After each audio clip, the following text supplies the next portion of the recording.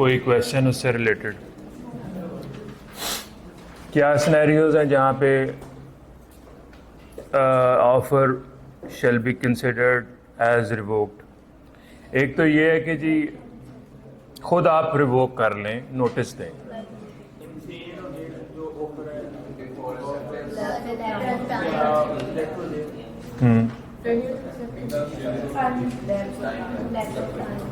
Lapse of time, lapse of time की दो situations हैं और उसकी जो है डेथ और इंसैनिटी की भी दो सिचुएशंस हैं। अगर नॉलेज है और अगर नॉलेज नहीं है तो फिर क्या सिचुएशन होगी? तो वो वाली आप सारी चीज़ें पढ़ चुके हैं। अच्छा, अगर ठीक सेंस में देखा जाए तो रेवोकेशन का वर्ड जो है लीगली वो एक सिनेरियो में यूज़ किया जाता है जब आप अपनी मर्जी से ऑफर को वापस लेते हैं। वो सिर्फ एक सिनेरियो है 4 सिनेरियो में से। बाकी सिनेरियोज में, सिचुएशंस में ऑफर लैप्स कर रही है, ख़त्म हो रही है। रेवोकेशन का क्या मतलब है कि जब ऑफरर अपनी ऑफर खुद वापस ले लेता है, उसको हम रेवोकेशन कहते हैं। टाइम पीरियड में अगले ने एक्सेप्ट नहीं किया, ऑफरी ने, ये लैप्स कर गई ऑफर। कंडीशन अटैच थी, वो उसको पूरा नहीं किया, ऑफर लैप्स कर गई। ऑफरर की इनसैनिटी हो गई या डेथ। इन तमाम चीज़ों में क्या ऑफरर का रोल है? नहीं है। कहाँ पे ऑफरर का रोल है? जहां पे वो अपनी मर्जी से ऑफर को वापस लेता है। लेकिन क्वेश्चंस ऐसे ही पूछे जाते हैं, यानी कि सारे पॉइंट्स लिखने हैं। मैंने आपको एक डिफरेंट चीज़ ये बताई है कि रेवोकेशन का असल कॉन्सेप्ट है क्या? जब ऑफरर अपनी मर्जी से अपनी ऑफर को वापस विड्रॉ करता है। विड्रॉल ऑफर का क्या, रेवोकेशन का क्या मतलब है? Withdrawal of an offer. उस सिनेरियो को हम रेवोकेशन कहते हैं। लैप्स का मतलब है खत्म हो जाना। मसलन हर साल बजट पेश होता है, अदारों को फंड्स मिलते हैं गवर्नमेंट की तरफ से कि ये 1 साल के लिए खर्चा करना।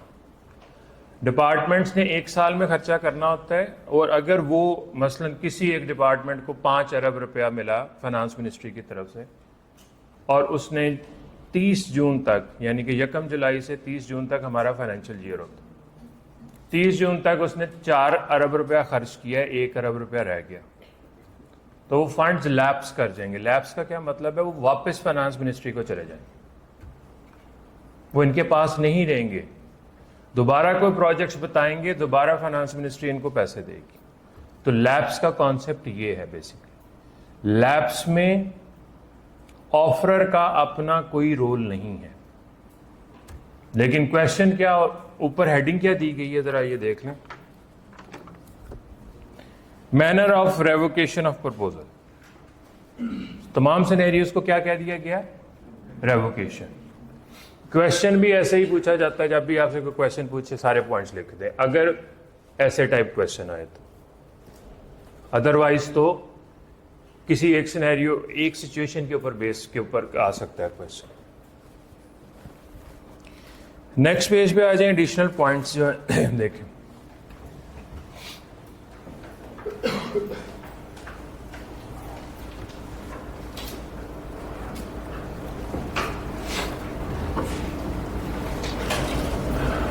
Offer is also terminated. यहां पे क्या वर्ड यूज किया गया है? टर्मिनेटेड, रिवोक्ड नहीं लिखा। बाय नॉन एक्सेप्टेंस और rejection by the offering. Offer ने ऑफर की है, आपने अपने कंडक्ट से, अपने अल्फाज से उसकी ऑफर को रिजेक्ट कर दिया, एक्सेप्ट नहीं किया, तो ऑफर टर्मिनेट हो गई।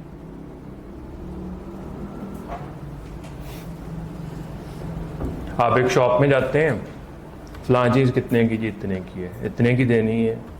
या वो कहता है कि मैं इतने की आपको ऑफर कर रहा हूँ, यहाँ पे आप डिस्प्ले ऑफ गुड्स को छोड़ दें। वो कहता है जी ये सामान मैं इतने का आपको देने को तैयार हूँ। उसने प्राइस बताई है, हमें प्राइस अच्छी नहीं लगी, हम शॉप से बाहर निकल आते हैं। हमारा एक्शन क्या शो करवाता है? रिजेक्शन।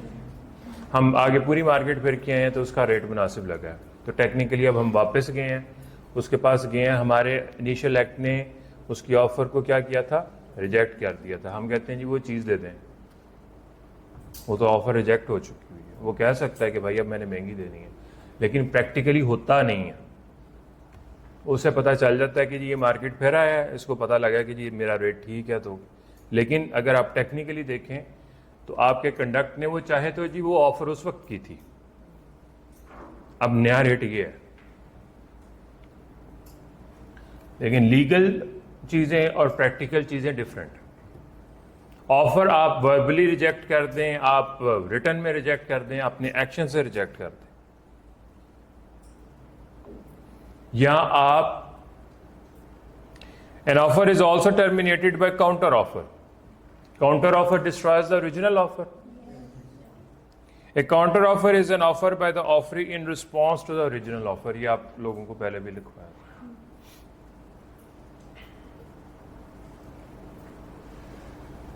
और आखिरी, an offer once accepted becomes a contract and cannot be revoked.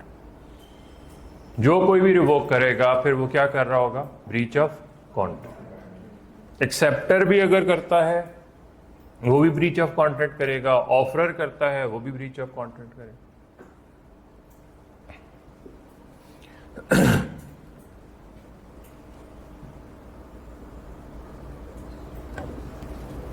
Example 25 देखिए, 26 देखिए।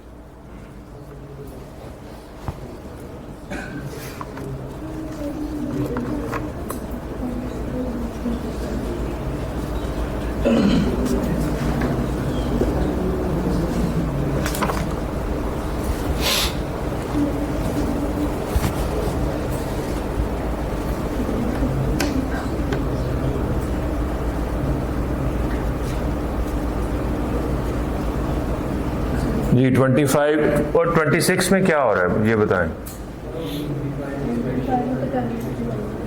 26 में क्या है? काउंटर ऑफर है। थोड़ी सी भी वेरिएशन जो की जा रही है वो काउंटर ऑफर।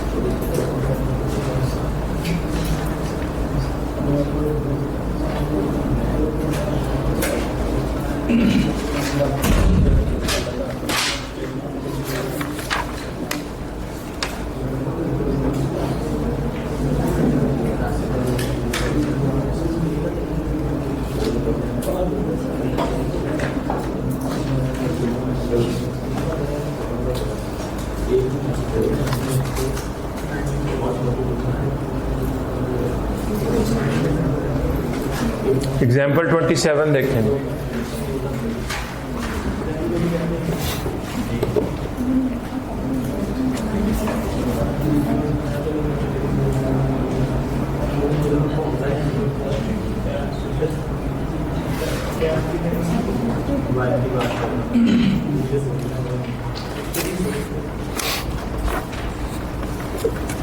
एग्जाम्पल 27 जी।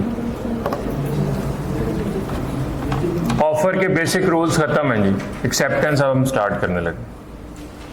27 देखें एग्जाम्पल।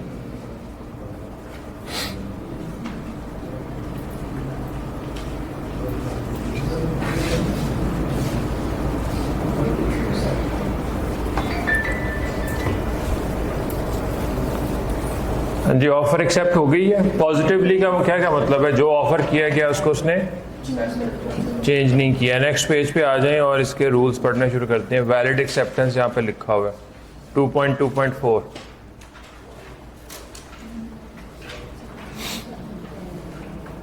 पहला रूल पढ़ें, देखें ये इसी का जिक्र नहीं किया जा रहा है। Valid acceptance must be absolute and unqualified with in brackets unconditional,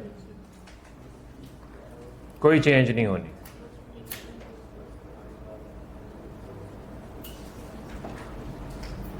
example 30 देख लें, इससे रिलेटेड ही है, उसी तरह की है जिस तरह आपने पिछले पेज पे पढ़ी है।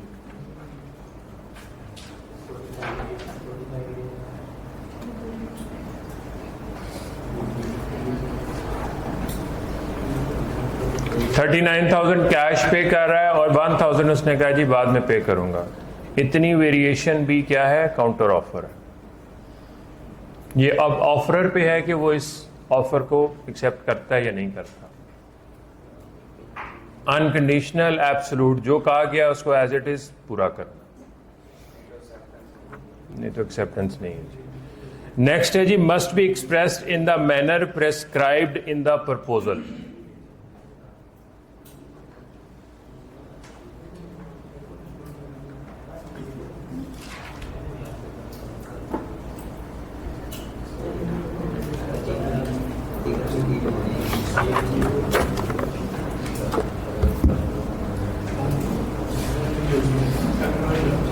नेक्स्ट है जी,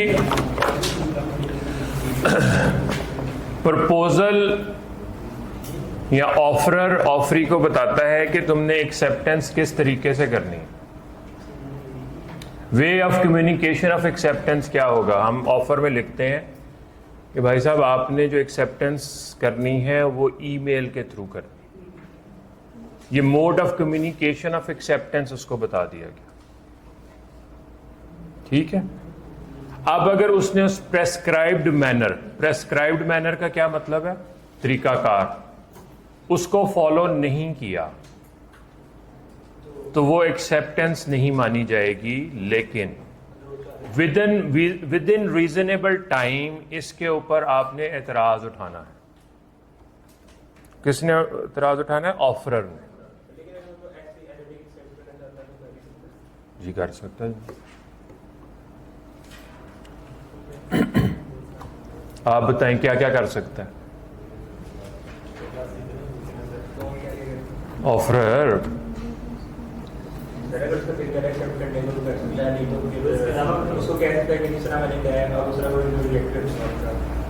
तो अगर वो खामोश रहता है तो एक्सेप्टेंस नहीं फिर होगी। अगर वो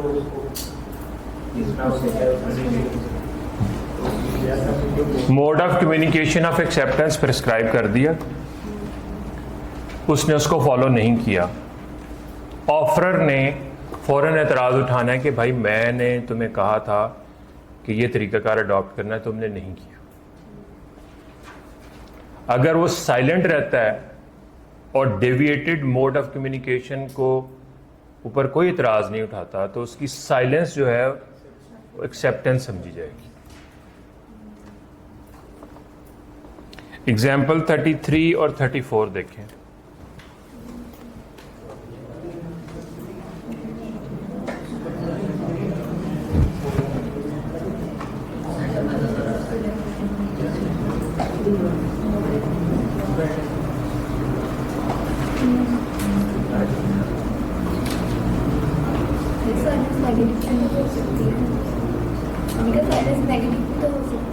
साइलेंस नेगेटिव मीन्स अगर उसने कम्युनिकेशन किसी लेटर के जरिए किया हो और जो लेटर हो वो ऑफिस तक पहुंचे ना और वो ये उनसे लेटर लेकर सारे सेलेक्ट कर दिया, वो अभी डिस्कस करते हैं, वो अलग रूल है। वो जो आप बता रही हैं वो साइलेंस एक्सेप्टेंस नहीं है, वो रूल ये है। अगर मैं ऑफरी को लेटर में ये लिखता हूं कि भाई अगर तुम मुझे 10 दिन तक जवाब नहीं देते तो मैं समझूंगा कि तुमने एक्सेप्ट कर ली मेरी, वो इस सिनेरियो की बात। साइलेंस एक्सेप्टेंस नहीं है। यहां पे हम क्या पढ़ रहे हैं, अब दोबारा पढ़ लें, आप लोग कंफ्यूज इसको कर रहे हैं। Azam makes an offer to Babar and ask him to accept the offer by post only. By post only का क्या मतलब है, लेटर के through. Babar texts him his acceptance in SMS Azan responded to that he will only consider his acceptance when he will receive the letter of acceptance. Baba did not send any letter. There is no contact between them. यानी कि उसने फ़ौरन उसको respond किया कि मैंने तुम्हें offer में कहा था कि थ्रू लेटर एक्सेप्टेंस करो, तुम मुझे उसके थ्रू जो एक्सेप्टेंस आएगी मैं उसको एक्सेप्ट करूँगा. उसने नहीं किया तो कॉन्ट्रैक्ट नहीं बना. दूसरे सिचुएशन पे आ जाए. Babar sent acceptance by fax under acknowledgement. Azam did not insist on a letter to be Saint.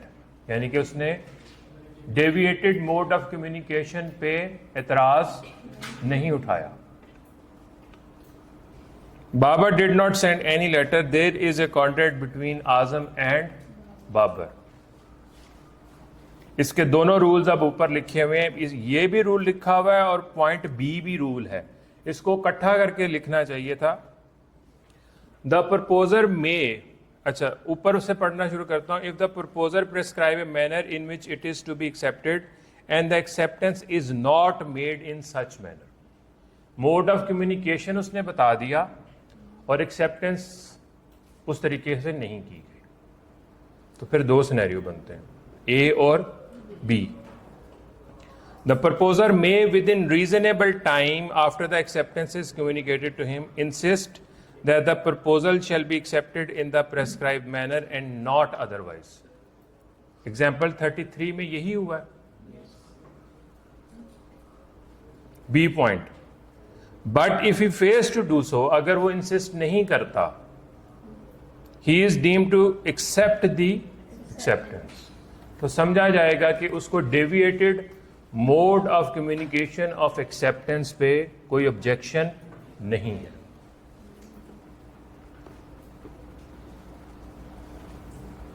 Number 1 rule दोबारा समझ लें कि ऑफरर एक्सेप्टेंस करने का तरीकाकार प्रेस्क्राइब कर सकता है और एक्सेप्टर ने उसको फॉलो करना. फॉलो नहीं करता तो फिर दो सिनेरियोज, उस पर फ़ौरन एतराज़ उठाना है. और अगर ऑफरर फ़ौरन एतराज़ नहीं उठाता तो इसका मतलब है कि उसको deviated mode of communication of acceptance पे ऑब्जेक्शन नहीं है.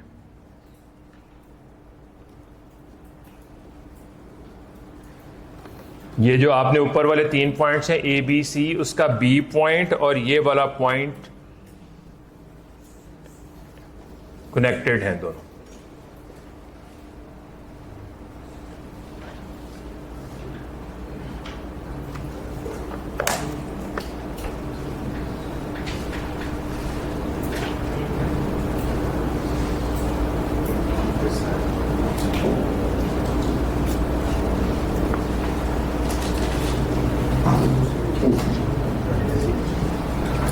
नेक्स्ट है जी लास्ट रूल जी. Must be expressed in some usual और reasonable manner if the proposal did not prescribe any manner. अगर ऑफरर ने एक्सेप्टेंस का तरीकाकार नहीं बताया तो कौन सा तरीकाकार अडॉप्ट करें?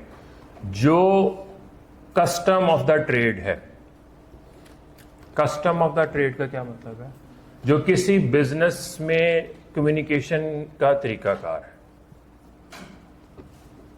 बाज हमारी फैसलाबाद की जो जॉन मार्केट सूतर मंडी है, वहाँ पे एक पर्ची सी चलती है, उसके ऊपर फिगर्स लिख के या ऑर्डर लिख के एक दूसरे को सिर्फ साइन करके कम्युनिकेट करते हैं,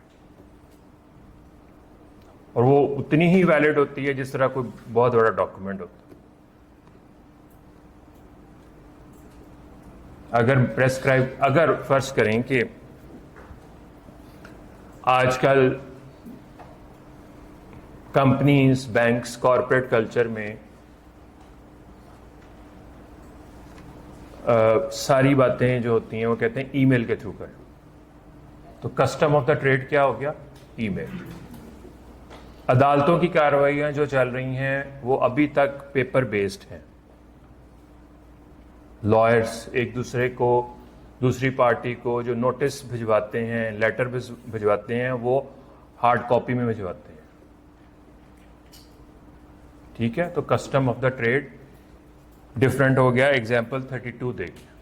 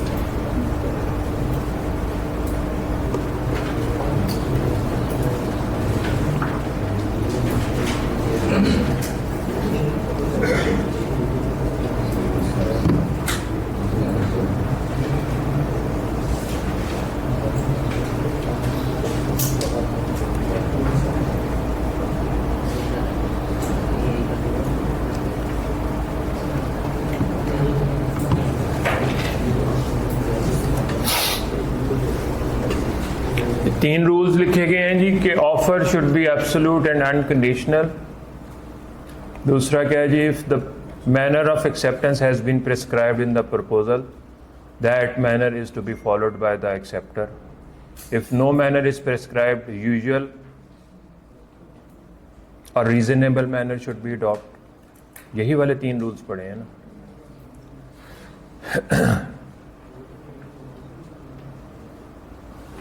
फर्स्ट लेक्चर में आप लोगों को बताया था offer plus acceptance is equal to agreement है। एक्सेप्टेंस प्लस ऑफर एग्रीमेंट नहीं है, ठीक है। वो किन सिनेरियोज में हो सकता है, ये कब सिचुएशन क्रिएट हो सकती है। नेक्स्ट पेज पे आए, first bullet point, the offeree must be aware of the proposal otherwise acceptance is not valid.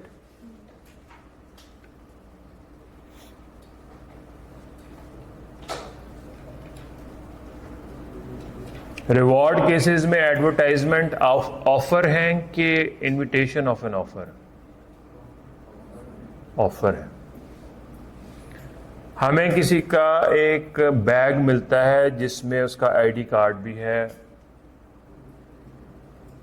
वो बैग हम उसके जो भी एड्रेस है उस पर देने की कोशिश करते हैं। उसने एक उसका रिवॉर्ड भी अनाउंस कर दिया हुआ है न्यूज़पेपर में, लेकिन हमें उसका नहीं पता, ठीक है।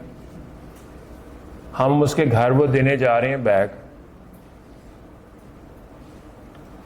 और जब हम डिलीवर करते हैं बैग उस वक्त हमें पता चलता है कि इसके ऊपर रिवॉर्ड भी है। एक्सेप्टेंस पहले हो गई है, ऑफर का हमें बाद में पता चला। लीगली हम ये वाला रिवॉर्ड क्लेम नहीं कर सकते, लेकिन कौन मानेगा वहां पे कि मुझे इसका नहीं पता था, ना अगले को पता है। ये अलग से रूल्स हैं। ये बस एक टेक्निकल रूल है, इसको आप समझ लें। ये इसी तरह क्वेश्चन में आ सकता है। आप अक्सर टीवी पे देखते हैं सियासतदान कहते हैं कि जनाब अगर कोई बात है तो अदालत में साबित कर दें, अगर हमने करप्शन की है तो अदालत में साबित कर दें। साबित करना ही तो मुश्किल होता है। अब यहां पे भी तो रूल बन गया, हम कैसे साबित करेंगे कि मैं लेके जा रहा हूं, मैं कहूंगा जी मुझे पता है। तो एविडेंस पे आके साबित करने पे कई चीजें जो हैं वहां पे साबित हालांकि सच भी होती हैं, नहीं हो सकती, आपके कंट्रोल में नहीं होती। लेकिन ये एक रूल है आपके लिए। अगर सिनेरियो आता है तो इसको आपने उसका आंसर ऐसे करना कि अगर आपको प्रपोजल का नहीं पता और आपने अपनी तरफ से एक्सेप्टेंस पहले कर दी और प्रपोजल का आपको बाद में पता चला, तो क्या ये एग्रीमेंट या कॉन्ट्रैक्ट बनेगा? Answer no.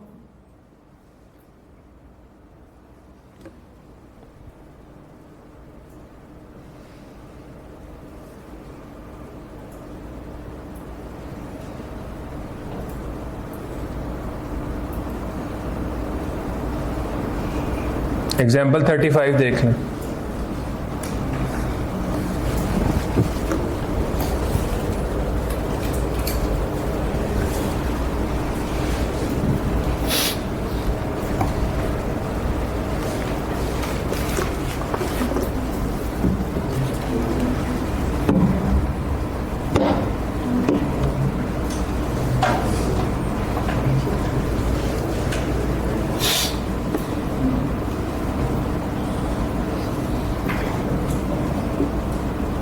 इसी तरह की एग्जांपल है।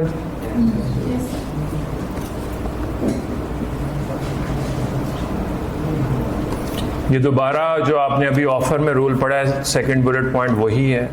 An offer can not be accepted after it has been rejected earlier.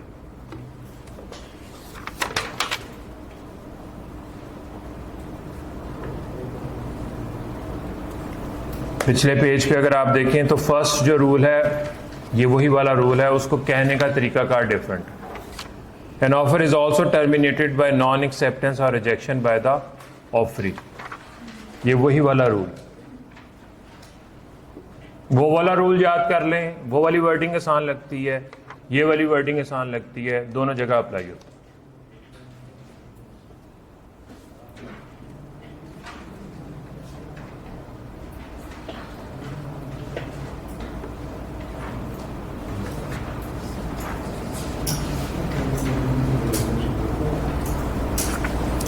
Next point, an offer cannot be accepted if it has been terminated earlier.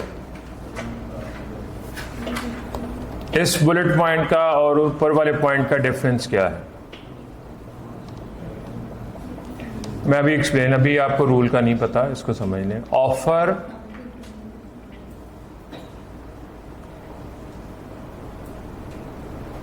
Terminated earlier का मतलब ये है कि if the offer has been declared unlawful या legally impossible है। मसलन corona के time पे आप लोग किस क्लास में थे? चले, आज एक इंस्टीट्यूशन ऑफर करता है कि जी आपकी फेस टू फेस क्लासेस होंगी, और कोरोना आ जाता है, और कोरोना में गवर्नमेंट बाय लॉ कहती है जी स्कूल कॉलेजेस नहीं खुलेंगे, ऑनलाइन क्लासेस होंगी। अब वो जो ऑफर थी ऑन कैंपस क्लासेस की वो एग्जिस्ट करती है, वो टर्मिनेट होगी। उसको टर्मिनेट करने में ऑफरर का कोई रोल नहीं है, लॉ चेंज हो गया। ये वाला सिनेरियो बताया जा रहा है यहाँ।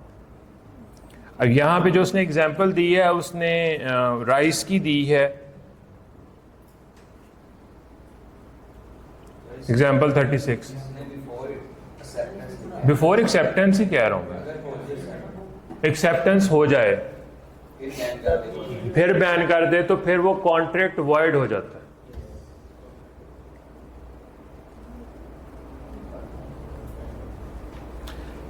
एक्सेप्टेंस होने के बाद भी बाज़ औक़ात कॉन्ट्रैक्ट्स परफॉर्म नहीं हो सकते। वजह यह है कि अगर किसी कॉन्ट्रैक्टिंग पार्टी का उसमें कोई कसूर नहीं है, मसलन कॉन्ट्रैक्ट बन गया, को मैरिज हॉल हमने बुक करवाया फंक्शन करवाने के लिए, एडवांस दे दिया, ऑफर एक्सेप्टेंस होगी, परफॉर्मेंस होनी है, 1 महीने के बाद वो फंक्शन होना है जिस मैरिज हॉल में या मार्की में। उससे पहले, परफॉर्मेंस से पहले, कॉन्ट्रैक्ट की परफॉर्मेंस से पहले अर्थक्वेक आ जाता है, आग लग जाती है, जिसको एक्ट्स ऑफ गॉड कहते हैं, जिसमें किसी का कोई रोल नहीं। तो जिस वेन्यू पे वो इवेंट परफॉर्म होना था वो एग्जिस्ट नहीं करता। अब इस कॉन्ट्रैक्ट का क्या करें? कॉन्ट्रैक्ट खत्म हो गया, वॉइड हो गया, कॉन्ट्रैक्ट बिकम्स वॉइड।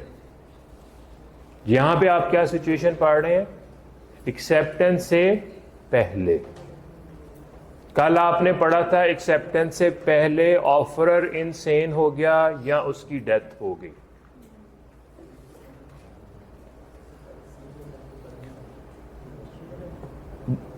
अगर ऐसे इसको सिनेरियो को चेंज करें कि एक्सेप्टेंस हो गई और अब ऑफरर की डेथ हो जाती है,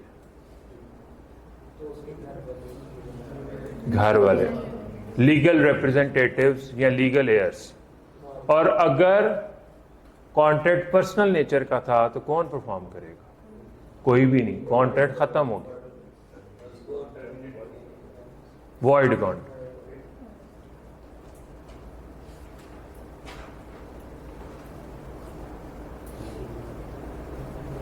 VOID, वॉइड। ये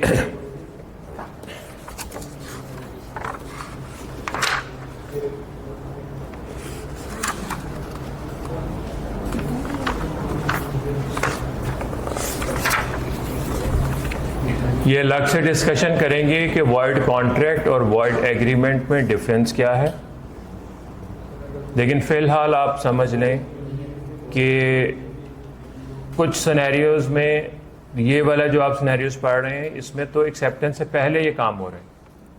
बाज़ औक़ात देखें कॉन्ट्रैक्ट को परफॉर्म करना इम्पॉसिबल हो जाता है, तो उस सिनेरियो में क्या कर सकते हैं फिर? तो कॉन्ट्रैक्ट बिकम्स वॉइड। तो फिर क्या होगा, एडवांस का क्या होगा? अगला क्वेश्चन आ जाता है, एडवांस वापस हो जाए। परफॉर्मेंस से पहले अगर उस मार्की को या उस मैरिज हॉल को आग लग जाती है या वो गिर जाता है तो हम उसको कहेंगे भाई दोबारा बनाओ कॉन्ट्रैक्ट से पहले, वो एडवांस ही वापस कर सकते।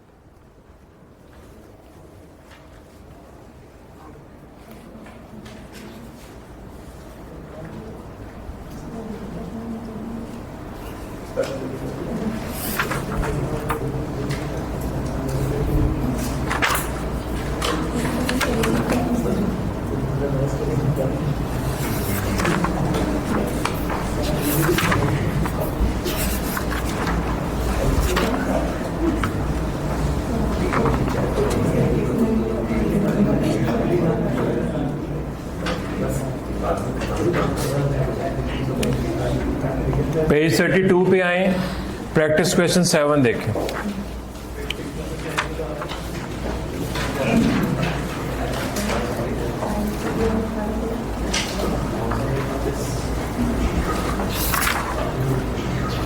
Practice question 7.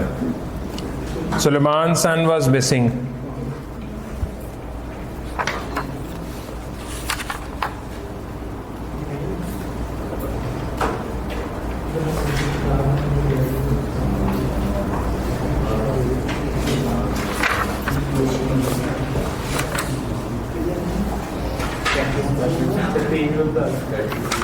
Page 32.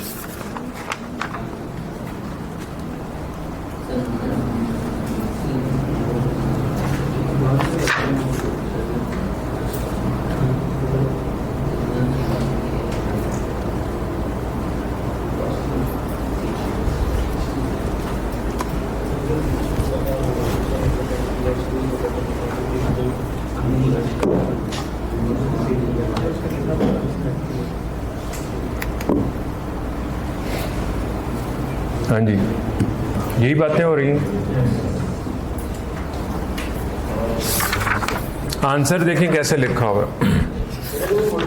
Specifically higher इस चीज के लिए दिया गया हो कि उसको रिवॉर्ड मिले, किसको? बॉडीगार्ड्स को ढूंढने के लिए स्पेसिफिकली हायर किया गया हो किसी भी, मतलब उसको पहले कह दिया और बाद में बॉडीगार्ड, उससे कोई फर्क नहीं। बॉडीगार्ड का काम नहीं है। बॉडीगार्ड सेफ्टी है ना काम उसका, फ्लाश तो नहीं ना करना।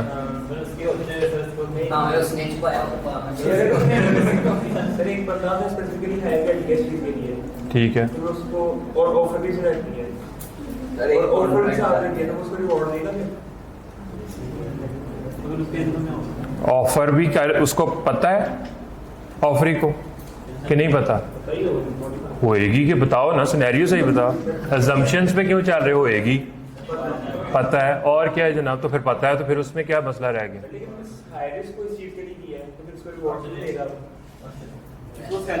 हायर किस चीज के लिए किया?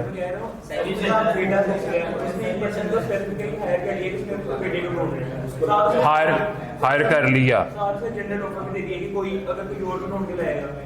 अच्छा भाई आपकी जो कहानी है उसमें ट्विस्ट बहुत है कि भाई हायर कर लिया और साथ ऐड भी दे दिया। चलें हम हायर वाले को कहते हैं कि भाई तुम जो तुम्हें रकम मिली है वही ले लेना, रिवॉर्ड ना तुम लेना, ना ना देना।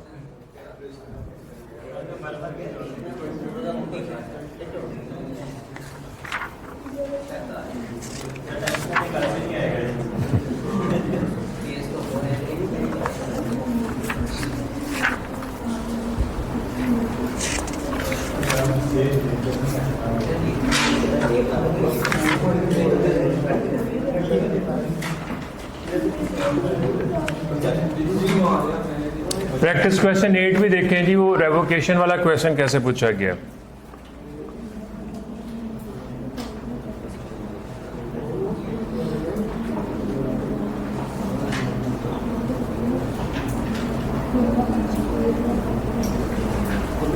आंसर में तमाम पॉइंट्स लिख दिए गए हैं।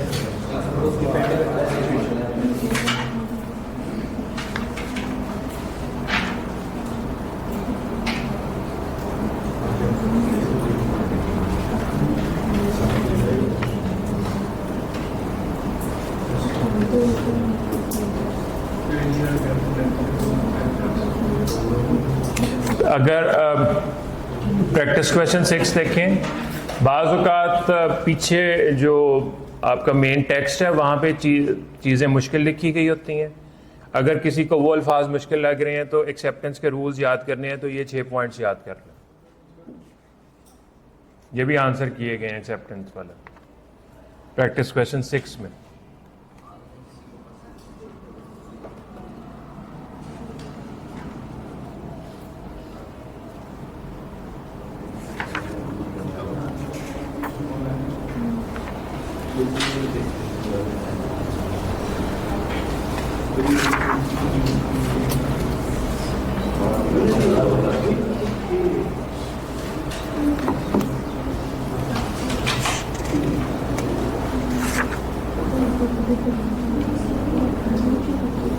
पेज 27 पे आ जाएं जी वापस। इसके लास्ट में एक वर्ड लिखा हुआ है नोट, बोल्ड लेटर।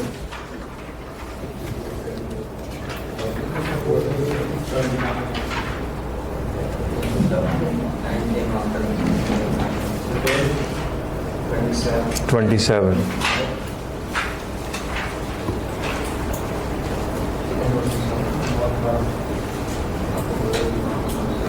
नोट में क्या लिखा हुआ है? Proposal is not considered accepted if the offeree remains silent. It can not be in the form of negative confirmation. If it is not accepted within a specific time, then it will be presumed to have been accepted. Negative confirmation में क्या लिखा जाता है? भाई आप किसी के ऊपर रूल को समझने की कोशिश करें कि आप कॉन्ट्रैक्ट किसी के ऊपर इम्पोज थोप नहीं सकते, ठीक है। एक्सेप्टेंस का मतलब यह है कि उसने अपनी मर्जी से करनी है एक्सेप्टेंस। आप लेटर में लिख देते हैं कि भाई अगर मुझे ये नीचे एग्जाम्पल 28 पढ़ें ज़रा। Azam wrote to Babar to sell his book, adding that if he did not reply within 5 days, the offer would be considered accepted. BCO scenarios हो सकते हैं। ऑफर का लेटर ही ऑफरी को नहीं मिला, ऑफरी जवाब ही नहीं देना चाहता, ऑफरी ने रिजेक्शन का लेटर लिखा था, वो गुम हो गया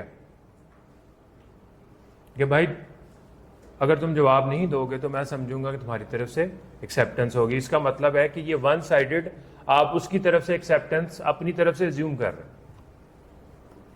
साइलेंस एक्सेप्टेंस नहीं है, इसको नेगेटिव कंफर्मेशन भी कहते हैं। ये हमने एक इसकी टर्मिनोलॉजी बना ली है। वैसे बुक्स में, लॉ की बुक्स में नेगेटिव कंफर्मेशन कहीं नहीं लिखा हुआ, सिंपल रूल लिखा हुआ है कि जी silence is not acceptance. Other than conduct से क्या मतलब है? आपने पहले वो शू पॉलिश वाली भी मिसाल दी, तो वो तरीके से। हाँ जी, वो तो सिनेरियो डिफरेंट है।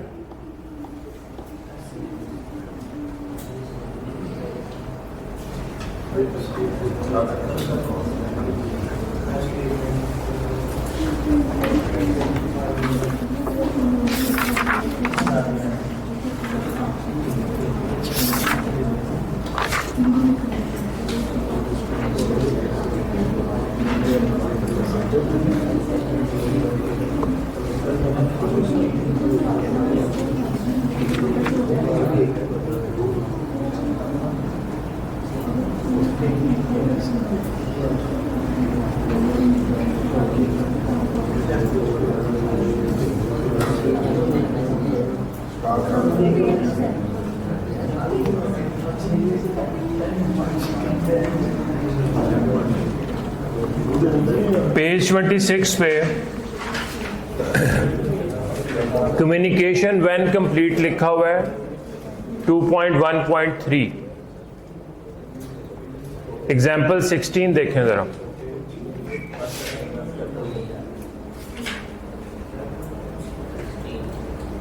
एग्जाम्पल 16।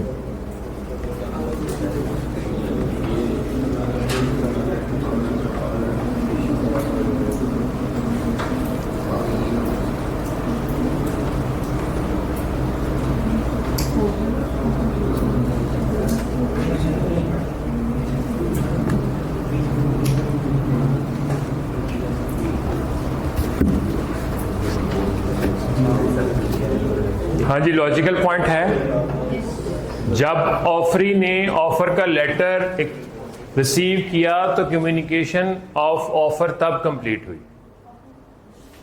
कम्युनिकेशन ऑफ ऑफर तब कंप्लीट हुई जब लेटर उसने रिसीव किया। लॉजिकल बात है। आज हम एक लेटर पोस्ट करते हैं लाहौर के लिए और वो कल 12 बजे रिसीव होता है ऑफर का लेटर। कम्युनिकेशन ऑफ ऑफर कब कंप्लीट हुई? कल 12 बजे जब ऑफरर ने लेटर रिसीव किया। हम ये नहीं बात कर रहे कि उसने उसको खोल के पढ़ा भी है, रिसीव पे बात हो रही। ठीक है, कल 12 बजे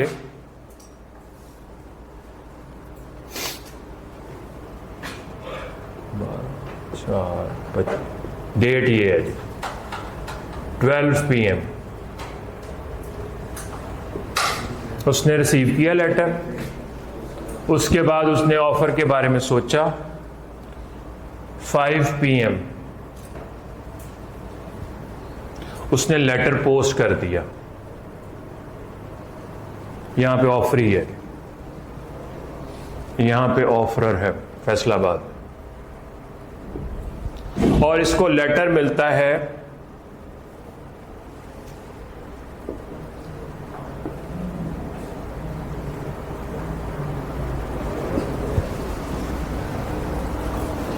ठीक है। लेटर कब मिला जी इसको? कम्युनिकेशन कब कंप्लीट हुई?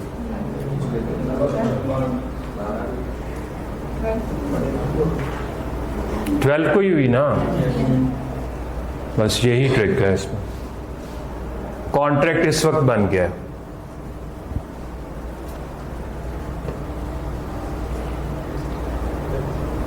कल परसों क्या कहा था कि लॉजिक कई चीजों में तलाश नहीं करनी।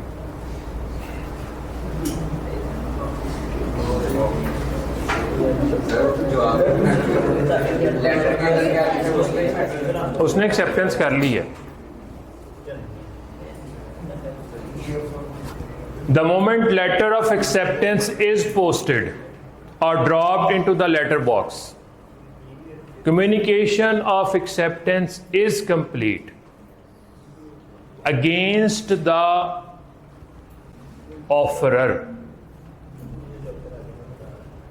अब ध्यान से सुनें, ये 4-5 दफा मंडे को भी आके आप लोग क्वेश्चन करेंगे इंशाल्लाह।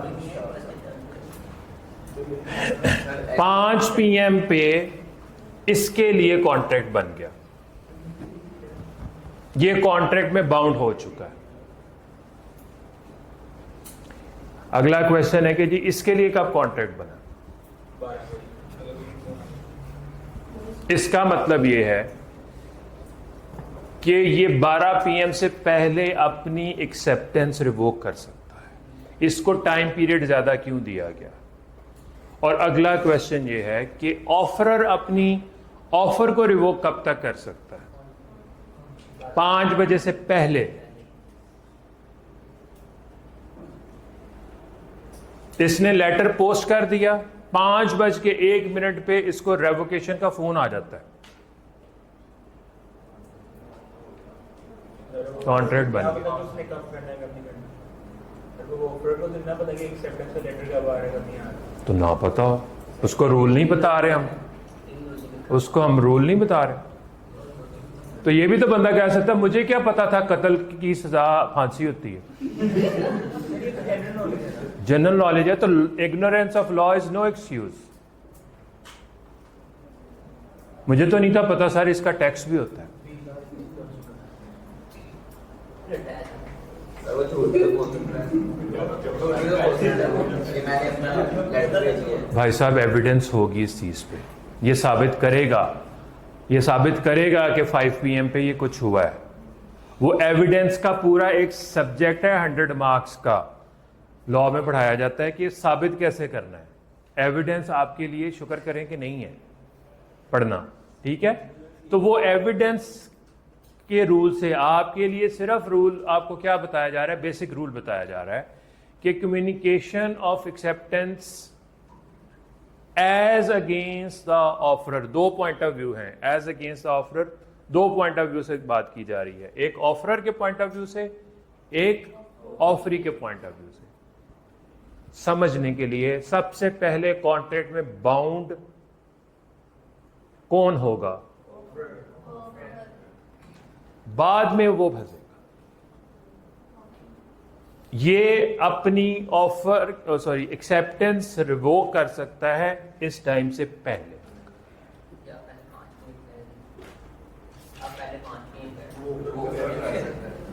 मैं तो सही कह रहा था, आप कुछ गलत सुन रहे थे।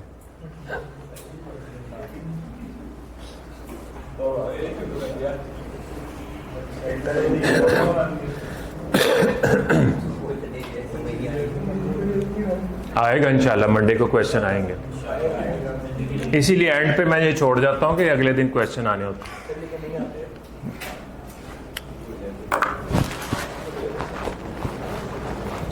लॉजिकल रूल समझ लें। एक इलॉजिकल रूल क्या है? लॉजिकल रूल ऑफर में लॉजिकल रूल है। अच्छा, ये कब का लॉ बना हुआ है? 1872 का। उस वक्त फोन्स थे नहीं। मोड ऑफ कम्युनिकेशन किसके थ्रू था? लेटर्स के थ्रू था। और हॉर्सेस की एग्जांपल्स क्यों दी जा रही हैं बार बार? हॉर्सेस की आपको एग्जांपल मिलेंगी, वो ही गाड़ियां नहीं थी बनी उस वक्त, ठीक है। तो वो एग्जांपल्स इसकी हैं। आजकल के एक और याद रखें कि इंस्टेंटेनियस मोड ऑफ कम्युनिकेशन, जिसमें ईमेल्स हैं, मैसेजेस हैं, व्हाट्सएप है, उसके ऊपर पोस्टल, इसको पोस्टल रूल ऑफ एक्सेप्टेंस कहते हैं, वो अप्लाई नहीं होता। अगर किसी को ये रूल पता है तो भाई पोस्ट के थ्रू ना कम्युनिकेट करो।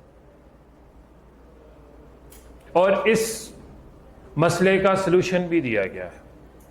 इस मसले का सलूशन ये दिया गया है कि जब आप ऑफर का लेटर लिखें, उस लेटर में लिख दें कि भाई तुम्हारा जब लेटर मुझे रिसीव होगा तब तुम्हारी एक्सेप्टेंस समझी जाएगी।